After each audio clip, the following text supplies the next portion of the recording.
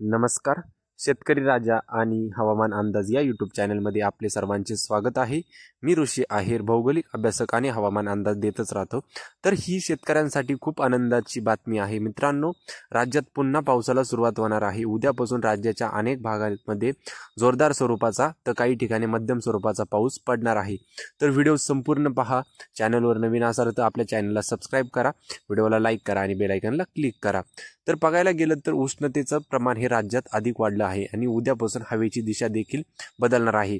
आणि आपलं अरबी समुद्रात एक कमी दाबाचं एक छोटंसं क्षेत्र निर्माण झालं आहे आणि ते क्षेत्र आपल्या राज्याच्या अनेक भागात पाऊस पाडणार आहे. हा अंदाज मित्रांनो खरा आहे. त्यामुळे व्हिडिओ शेवटपर्यंत पहा, म्हणजे आपल्याला समजेल की कोणकोणत्या भागात त्या पावसाचा प्रभाव अधिक राहणार आहे. आणि ज्या भागात पाऊस होईल त्या भागातल्या शेतकऱ्यांनी नक्कीच आपल्याला कमेंट करायची आहे, अशी शेतकऱ्यांना नम्र विनंती आहे. त्यामुळे व्हिडिओ संपूर्ण पहा. तर मित्रांनो, बघायला गेलं तर उद्या खास करून आपण पाहू शकता केरळच्या ठिकाणी एक कमी दाबाचं क्षेत्र तयार झालेलं आहे. म्हणजे ते 5 तारखेला सक्रिय झालं आहे आणि त्याच कमी दाबाचा प्रभाव हा आपल्याला 6 तारखेलापासून म्हणजे उद्यापासून आपल्याला जाणवणार आहे. आणि उद्यापासून राज्याच्या अनेक भागात काही ठिकाणी जोरदार तर काही ठिकाणी हलक्या स्वरूपाचा पाऊस पडणार आहे. तर आपण बघूया उद्या 6 तारखेचा अंदाज कसा राहील, 6 तारखेला कोणत्या भागात पाऊस राहील. 6 तारखेला मुख्यतः बघायला गेलं तर सकाळच्या सत्रात सोलापूरच्या काही भागांमध्ये हलक्या ते मध्यम स्वरूपाचा पाऊस राहील आणि दुपारनंतर राज्याच्या अनेक भागामध्ये मराठवाडा, मध्य महाराष्ट्र, उत्तर महाराष्ट्राचा काही भाग या भागात जोरदार स्वरूपाचा पाऊस राहणार आहे.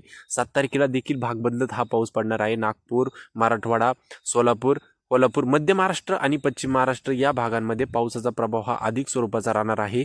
आणि इतर तर हा पाऊस हा भाग बदलत पडणार आहे. म्हणजे 6, 7 आणि 8 हे 3 दिवस हा मेघगर्जनेसहित वादळी वाऱ्यांसहित हा पाऊस राहणार आहे. याची शेतकऱ्यांनी नोंद घ्यायची आहे.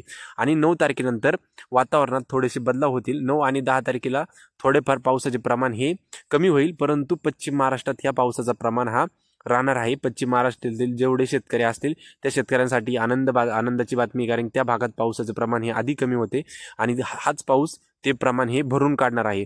तर पश्चिम महाराष्ट्र, त्यानंतर मराठवाडा या काही भागांमध्ये 10 तारखेच्या नंतर देखील पाऊस होणार आहे. आणि 11 तारखेच्या नंतर वातावरणात खूप बदल होणार आहे.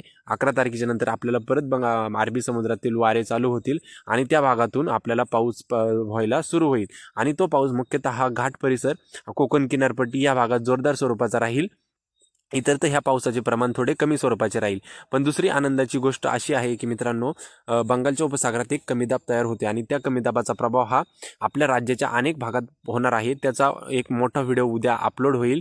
उद्या सकाळी 7 वाजता तो व्हिडिओ अपलोड होईल. नक्की शेतकऱ्यांनी जाऊन बघावा. तिथं मी 15 तारखेच्या पुढे सगळे अंदाज दिलेला आहे. तर मित्रांनो, हा होता 15 तारखेचा अंदाज.